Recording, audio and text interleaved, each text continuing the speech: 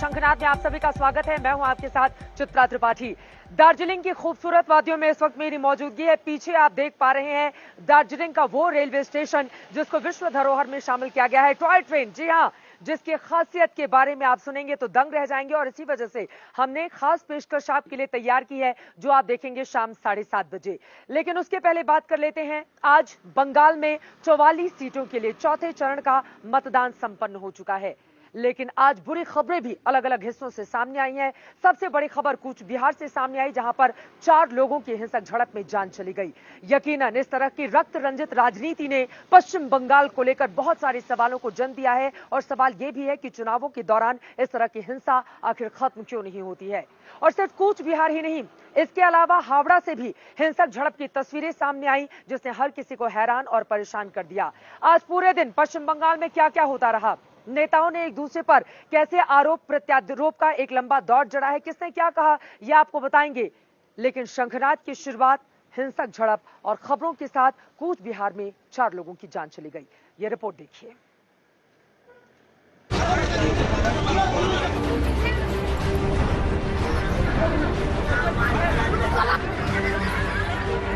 সম্পূর্ণ central force কিন্তু এই মুহূর্তে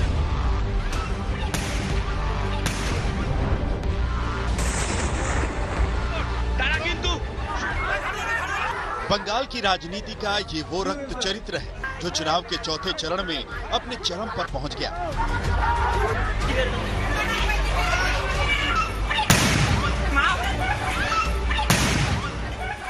वोटिंग के दौरान यहां लाठी डंडे चले, बम बारूद से हमला हुआ, गोलियां दागी गईं। और इस हिंसा में आम आदमी को अपनी जान गंवानी पड़ी। बंगाल में चुनाव के दौरान जिस वक्त लोग मतदान कर रहे थे, ठीक उसी दौरान कूच बिहार के सितालकुची में हिंसा कुछ यूं भड़की कि लोकतंत्र लहूलुहान हो गया। কিন্তু সম্পূর্ণ সেন্ট্রাল ফোর্স কিন্তু এই মুহূর্তে নেমে পড়েছে রাস্তায় এবং पश्चिम बंगाल में चुनाव के ऐलान के बाद से हिंसा की तमाम तस्वीरें सामने आ रही हैं, लेकिन कूच बिहार में जो कुछ हुआ वो बेहद चिंताजनक है, क्योंकि यहाँ सीधे सुरक्षा बलों को निशाना बनाया गया और जवाबी कार्रवाई में 4 लोगों की जान चली गई। बताया जा रहा है कि कूच बिहार के सितालकुची में 18 साल के लड़के की गोली से मौत की खबर के बाद हालात बिगड़ गए। लड़के की मौत की खबर फैली तो लाठी डंडे लिए गांव वालों ने सुरक्षा बलों का घेराव कर दिया और कुछ गांव वालों ने सुरक्षा बलों पर हमला बोल दिया।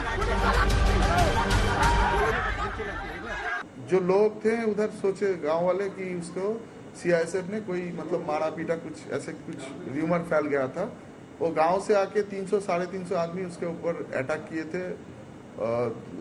बहुत सारा हैंडमेड जो वेपन्स होते हैं जो महिलाएं यूज करते हैं, उसके द्वारा अटैक हुआ था। राइफल छीनने का कोशिश किया गया, बहुत सारा घटना हुआ। उसके बाद पुलिस को सीआईएसएफ जो पर्सनल थे जो बूथ में डिटेल थे, वो जो पास में जो उनका क्यूआरटी थे, तो वो उनको बुलाया कि उसको रीइंफोर्समेंट करने के लिए पूरा जो पार्टी था उसके साथ जो सिक्योरिटी पर्सनल सीआईएसएफ का था, एक साथ मिलके उसके साथ बहुत ज्यादा स्कफलिंग, मारामारी, झमेला ये सब चल रहा था। उस टाइम उसका जब राइफल छीनने का कोशिश किया और बूथ में के अंदर में घुसने का कोशिश किया, तब ये घटना घटा और सीआईएसएफ फायरिंग चालू किया। वोटिंग के दौरान लोगों की मौत की खबर के बाद चुनाव आयोग एक्शन में आया और उस पोलिंग बूथ पर वोटिंग स्थगित कर दी जहां ये हिंसा हुई थी। साथ ही आयोग ने विशेष पर्यवेक्षकों से पूरी घटना की अंतिम रिपोर्ट मांगी। सीआरपीएफ ने भी बयान जारी कर सफाई दी है कि उपद्रवियों को काबू में करने के लिए मजबूरी में सुरक्षा बलों को गोली चलानी पड़ी। हालांकि कुछ चश्मदीद फायरिंग की घटना को लेकर सुरक्षा बलों पर आरोप लगा रहे हैं। सीआरपीएफ का गाड़ी जो है वो गाड़ी आया था, आने के बाद देखा था कि वो जो लाइन में खड़ा रहा था जो था उसका बगल में ही 2-3 लोग बातचीत कर रहा था। उसी का ऐसा देखकर ठीक है वो उन लोगों ने सोचा कि उधर लापड़ा हो रहा है, ऐसा सोचकर वो जो लोग आया था गाड़ी में, ठीक है बीएसएफ या सीआरपीएफ लोग पता नहीं है, लेकिन सीआरपीएफ वही होगा, ठीक है। उन लोग पीछे से गोली चलाया था, ठीक है। गोली चलाने के बाद जब वो जो आम जनता था उधर का, ठीक है, उन लोग को पकड़ने के लिए मैं की बातचीत कुछ भी नहीं किया, लेकिन वो वापस गाड़ी घूम के चला गया।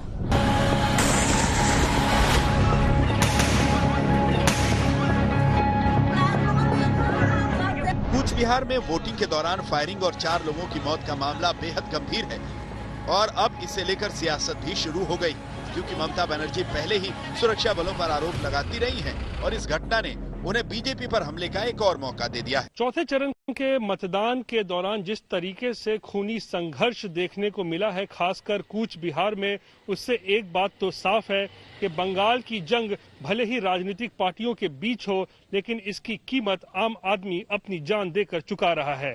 फिलहाल 4 चरणों का मतदान और बाकी है और इस दौरान भी अगर हिंसा देखने को मिले तो हैरानी की बात नहीं होनी चाहिए। कैमरा पर्सन नदीम आलम के साथ रोहित सिंह, कूच बिहार आज तक। इस तरह की स्थिति खत्म कब होगी ये अपने आप में बड़ा सवाल है, लेकिन हिंसक झड़पें और लोगों का इस तरह से मारा जाना अपने आप में बेहद दुखदाई है। इस पर लगाम क्यों नहीं लग पाती ये बड़ा सवाल है। लेकिन कूच बिहार में जिस तरह से लोगों की मौत हो गई उस पर अब राजनीति भी शुरू हो गई है। टीएमसी बीजेपी एक दूसरे पर जमकर निशाना साध रहे हैं। वहीं ममता बनर्जी ने अब सीधे सीधे गृह मंत्री अमित शाह का इस पूरे मामले पर इस्तीफा मांग लिया है। वैसे ममता दीदी सुरक्षा बलों को लेकर लगातार सवाल खड़े करती रही हैं, लेकिन आज कुछ जो भी हुआ है पश्चिम बंगाल में, उसने यहां के राजनीतिक तापमान को एक बार फिर से काफी ज्यादा गर्म कर दिया। देखिए,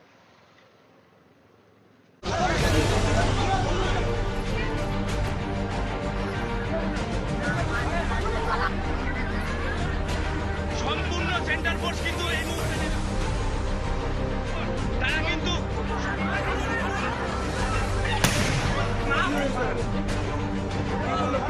कूच बिहार में जो हुआ है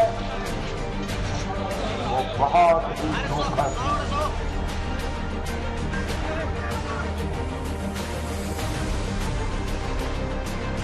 আজকে প্রমাণ হয়ে গেছে যে আজকে 4 জনকে গুলি করে মেরে দিয়েছে সিআরপিএফ, যারা লাইনে দাঁড়িয়ে ছিল ভোটাররা।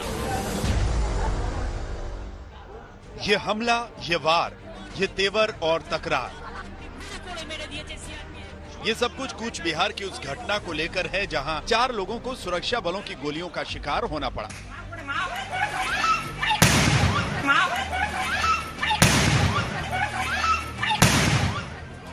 कूच बिहार के सितालकुची में लोग पहुंचे तो थे वोटिंग के लिए, लेकिन बंगाल की हिंसा वाली राजनीति ने यहां ऐसा रंग दिखाया कि पूरे सूबे में सियासी कोहराम मच गया। কিন্তু একেবারে তারা তৎপর, তারা কিন্তু সম্পূর্ণ সেন্ট্রাল ফোর্স কিন্তু এই মুহূর্তে নেমে পড়েছে রাস্তায়। बंगाल चुनाव में ममता बनर्जी सुरक्षा बलों पर पहले ही आरोप लगाती रही हैं और इसे लेकर उन्हें चुनाव आयोग का नोटिस भी मिल चुका है। अब कूच बिहार की इस घटना के बाद उन्हें सुरक्षा बलों और बीजेपी पर हमले का बड़ा मौका मिल गया, जिसके जवाब में पीएम मोदी ने इसे टीएमसी की बौखलाहट का नतीजा बताया। গুলি চালিয়ে আজকে 4 জন মানুষকে মেরে দিয়েছে শীতলকুচিতে। আমি প্রথম দিন থেকে বলে আসছি, সকালেও একজন মারা গেছে, 5 জন। আমি বারবার বলে আসছি সিআরপিএফ আমার শত্রু নয়, কিন্তু হোম মিনিস্টারের কথায় যে চক্রান্ত চলছে আজকে প্রমাণ হয়ে গেছে যে আজকে 4 জনকে গুলি করে মেরে দিয়েছে সিআরপিএফ, যারা লাইনে দাঁড়িয়ে ছিল ভোটাররা।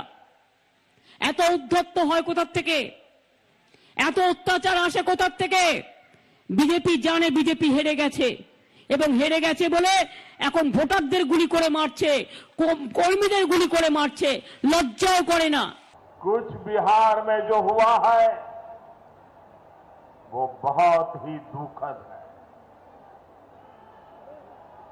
जिन लोगों की मृत्यु हुई है मैं उनके निधन पर दुख जताता हूं। मेरी संवेदनाएं उनके परिवार के साथ है।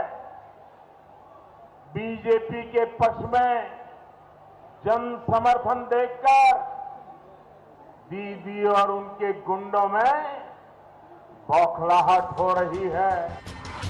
कूच बिहार में वोटिंग के दौरान हिंसा और फिर फायरिंग की घटना जितनी दर्दनाक है उतनी ही चिंता बढ़ाने वाली है। और ये बात भी तय है कि बंगाल में कूच बिहार पर उठा सियासी संग्राम सिर्फ बयानों तक ही सीमित नहीं रहने वाला, क्योंकि मुख्यमंत्री ममता बनर्जी कल कूच बिहार का दौरा करेंगी और इस दौरे से पहले उन्होंने प्रेस कॉन्फ्रेंस कर अमित शाह का इस्तीफा मांग लिया। আজকে 4 জন মানুষকে মেরে দিয়েছে শীতলকুচিতে। আমি প্রথম দিন থেকে বলে আসছি, সকালেও একজন মারা গেছে, 5 জন। আমি বারবার বলে আসছি সিআরপিএফ আমার শত্রু নয়, কিন্তু হোম মিনিস্টারের কথায় যে চক্রান্ত চলছে আজকে প্রমাণ হয়ে গেছে যে আজকে 4 জনকে গুলি করে মেরে দিয়েছে সিআরপিএফ, যারা লাইনে দাঁড়িয়ে ছিল ভোটাররা। प्रदेश का मुख्यमंत्री यदि केंद्रीय फोर्स के खिलाफ बयान दे, लोगों को भड़काए, क्या ये उचित है? और दुर्भाग्य से पश्चिम बंगाल के मुख्यमंत्री ने एक गैर जवाबदारपूर्ण काम किया और ये परिणाम यदि आया है तो इसी कारण से आया कि टीएमसी के लोगों ने वहां पर गुंडागिर्दी करने की कोशिश की। कूच बिहार की हिंसा को लेकर बीजेपी और टीएमसी आमने सामने हैं और एक दूसरे पर बंगाल में हिंसा भड़काने का आरोप लगा रहे हैं। वो पता नहीं क्यों गोली चलाया है, बाकी ऐसा है ये जो आया है वो सेंट्रल गुंडा फोर्स है, पैरामिलिट्री फोर्स हो, सेंट्रल फोर्स आया है। बाकी सेंट्रल गुंडा बाहिनी जो आया है वो इधर का जो गुंडा बाहिनी है उनको हेल्प करने के लिए आया है, ऐसा लग रहा है हमारा। चुनाव के दिन जहां पर गणतंत्र की महोत्सव हो रहा है वहां पर ये लोग अपना जो गोष्ठी का जो कंदोल है, जो अपना अंतर्द्वंद है, ये एक चरम मात्रा ले लिया है, एक चरम रूप ले लिया है और अपने लोगों को अपने लोग खून कर रहा है और वो जाके कहीं पर जाके विरोधी का ऊपर आरोप लगाने का कोशिश कर रहा है। ये घिनौना राजनीति टीएमसी कर सकता है। सुरक्षा बलों की फायरिंग में 4 लोगों की मौत के बाद टीएमसी और बीजेपी दोनों ही पार्टियों के नेताओं ने चुनाव आयोग का दरवाजा खटखटाया। टीएमसी ने आरोप लगाया कि इतनी बड़ी घटना को भी चुनाव आयोग गंभीरता से नहीं ले रहा। मैं कहता हूं कि वो ऐसा रिस्पॉन्स नहीं दिया, इतना बड़ा घटना घटा इसके बारे में रिस्पॉन्स ठीक नहीं दिया। कूच बिहार की घटना के बाद बंगाल की पूरी सियासत चुनाव में सुरक्षा बलों की भूमिका पर आकर टिक गई है और प्रधानमंत्री मोदी इसे ममता बनर्जी की हिंसक राजनीति का नतीजा बता रहे हैं। आपकी दुर्नीति ने बंगाल का ये हाल कर दिया है। केंद्रीय बाहिनी पूरे देश में चुनाव करवाती है, निष्पक्ष चुनाव करवाती है।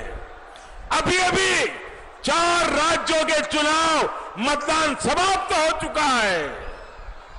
दीदी, समस्या सुरक्षा बलों की नहीं है, समस्या आपकी हिंसक राजनीति की है। बंगाल में अभी 4 चरणों की वोटिंग बाकी है। जाहिर है इन चरणों में चुनाव प्रचार में कूच बिहार की घटना बड़ा मुद्दा होगी और इस बहाने बीजेपी और टीएमसी के बीच हमले और सख्त होंगे। कूच बिहार में रोहित सिंह के साथ इंद्रजीत कुंडू, आज तक। बंगाल की सियासत में हिंसा और राजनीति का चोली दामन का साथ है। दोनों ऐसा लगता है कि साथ साथ ही आगे बढ़ती हैं। एक तरफ कूच बिहार में जब हिंसक खबरें लगातार देश की जनता सुन रही थी, उसी वक्त हावड़ा से भी हैरान करने वाली खबर सामने आई, जहां पर बीजेपी सांसद लॉकेट चैटर्जी पर हमला किया गया है, जिसके बाद बीजेपी लगातार टीएमसी को लेकर हमलावर है।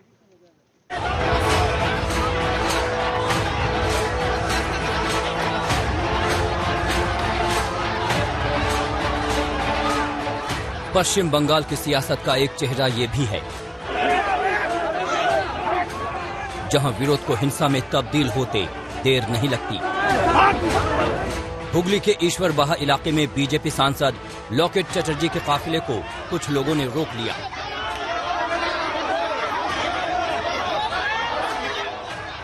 लॉकेट चैटर्जी के खिलाफ नारेबाजी शुरू हो गई तो देखते ही देखते विरोध प्रदर्शन हिंसक हो गया। लॉकेट की गाड़ी में एक पत्थर लगा, जिसके बाद गाड़ी का शीशा टूट गया। अच्छी बात ये रही कि लॉकेट की कार दूसरी तरफ थी, जिसकी वजह से उनको चोट नहीं आई। हालात बेकाबू होने के बाद सुरक्षा बलों को लाठी भांजनी पड़ी। और किस तरह से लाठीचार्ज अभी किया गया है, लॉकेट चैटर्जी से बात करने की कोशिश करेंगे।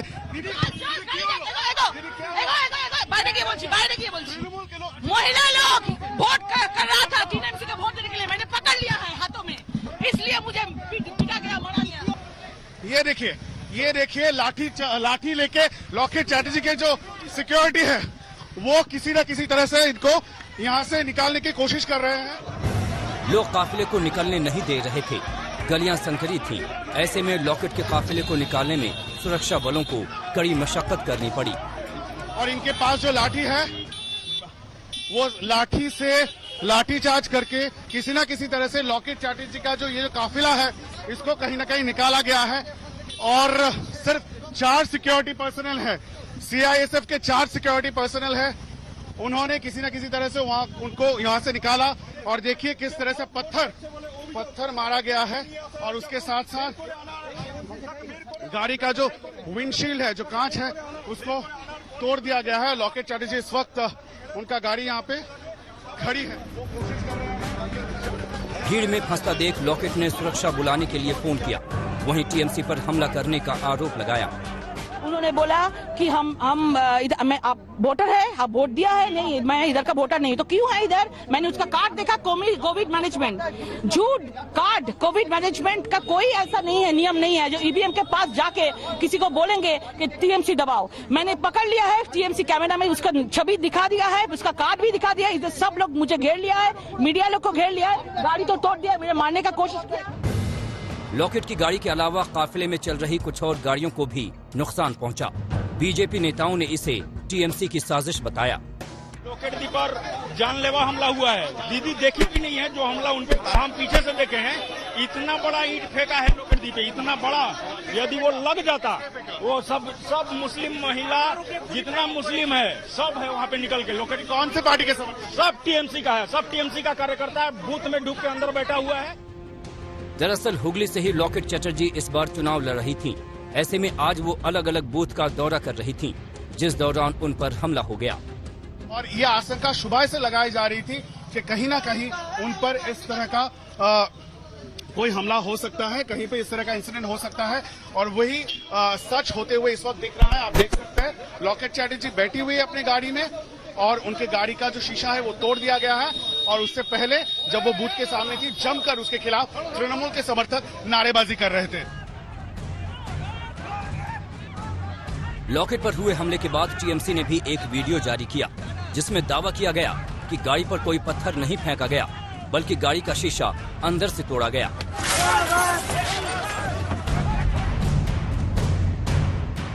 हुगली के अलावा हिंसा की एक तस्वीर बेहला ईस्ट से भी आई, जहां बीजेपी प्रत्याशी और अभिनेत्री पायल सरकार की गाड़ी पर हमला हुआ। गाड़ी के पीछे का शीशा टूट गया। धमाके की ये गूंज बीरभूम की है, जहां सरकारी कम्युनिटी हॉल से बम की बरामदगी हुई। बम स्क्वाड टीम ने बम को बाहरी इलाके में ले जाकर डिस्पोज किया और एक बड़ा नुकसान होने से रोका। हुगली से इंद्रजीत कुंडू, बेहला ईस्ट से सूर्याग्नि रॉय के साथ आज तक ब्यूरो। 4 दौर का मतदान संपन्न हो चुका है और अब अगले यानी कि 5वें चरण के लिए वोटिंग होगी 17 अप्रैल को। इन सब के बीच आपको बताते चले 44 सीटों पर आज जमकर मतदान हुआ। लोग लंबी लंबी कतारों में आज मतदान केंद्रों पर देखे गए। इन सब के बीच कई ऐसे दिग्गज रहे जिनकी किस्मत का फैसला जनता की ओर से कर दिया गया है। बड़े बड़े टॉलीवुड के कलाकार जिनकी प्रतिष्ठा दांव पर थी, उनमें से तो कई लाइन में खड़े होकर अपने मताधिकार का इस्तेमाल करते हुए दिखाई दिए। क्रिकेट के दादा सौरभ गांगुली ने भी आज वोट डाला, तो वहीं दूसरी तरफ क्रिकेट के छोटे दादा टीएमसी के नेता मनोज तिवारी भी वोट डालते हुए नजर आए। तो अगला दौर 17 अप्रैल को जब वोटिंग होगी, जनता अपने घरों से बाहर निकलेगी, उसकी तस्वीर भी आप तक हम पहुंचाएंगे। इसी के साथ शंखनाथ में अभी के लिए बस इतना ही।